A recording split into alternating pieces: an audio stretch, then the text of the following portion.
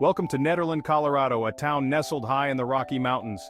This isn't your typical mountain town. Sure, we've got stunning scenery and fresh mountain air, but we've also got something a little different.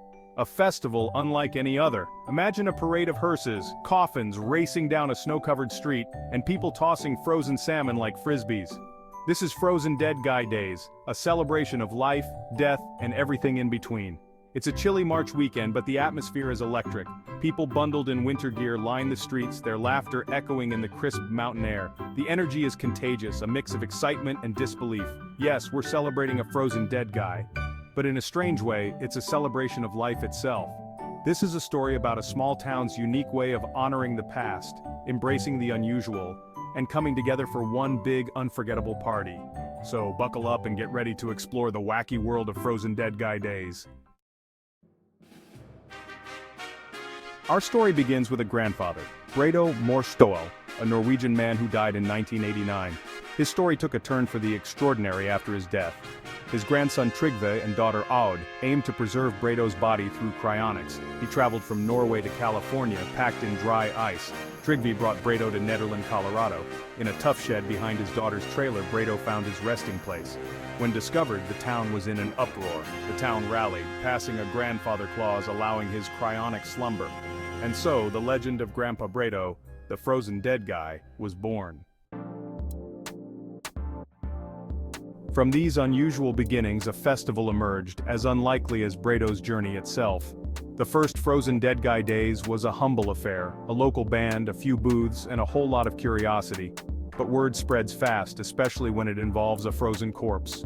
The festival grew, evolving into the wacky, wonderful spectacle it is today, drawing thousands of visitors each year. So what exactly does one do at a festival dedicated to a frozen dead guy? The answer? Anything but ordinary. Imagine teams racing homemade coffins down a snow-packed street, their occupants bouncing wildly inside. Picture contestants plunging into icy water for the polar plunge, their shrieks echoing through the mountain air. And don't forget the frozen salmon toss, where participants hurl rock-hard fish with surprising accuracy. But it's not all about the wacky events. The festival also celebrates the macabre with a hearse parade, a frozen t-shirt contest, where contestants try to unfold rock-solid shirts, and even a Grandpa Bredo look-alike contest. It's a chance to laugh at death, to embrace the absurd, and to celebrate the sheer strangeness of it all.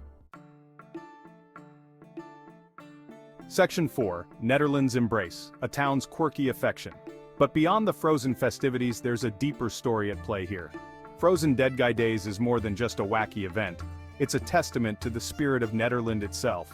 This small town, with its bohemian vibe and tolerance for the unusual, has fully embraced its unique claim to fame.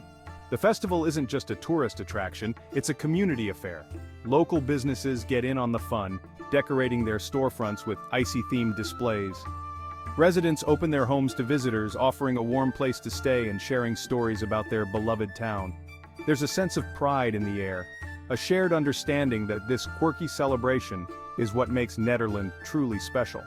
The festival has become a way for the town to come together, to celebrate its individuality, and to welcome the world with open arms, and maybe a slightly morbid sense of humor. It's a reminder that sometimes, the strangest traditions are the ones that bind us together the most. Section 5, Life, Death, and Frozen T-shirts. A celebration of the unusual.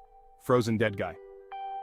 Days is a celebration of contrasts. It's about life and death, tradition and innovation, reverence and revelry.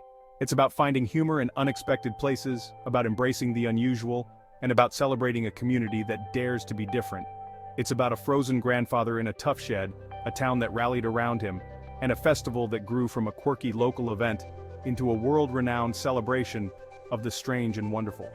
It's about remembering that life is fleeting, that death is a part of life, and that sometimes the best way to honor both is to throw a party. So, the next time you're looking for a unique adventure, consider a trip to Nederland, Colorado. Pack your sense of humor, your warmest winter gear, and an open mind. You might just discover that the strangest celebrations are often the most meaningful. Beyond the quirks, the enduring appeal of Frozen Dead Guy Days. As the sun sets, the crowds disperse, leaving behind laughter and memories. The festival may be over, but its spirit lingers. More than just a quirky celebration, it offers a valuable lesson.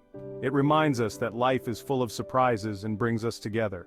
Embrace the absurd, find joy in the unusual, and cherish community. Think about mortality with curiosity and humor. Spare a thought for Grandpa Bredo resting in the Colorado Rockies. His story inspires, amuses, and reminds us to live life fully.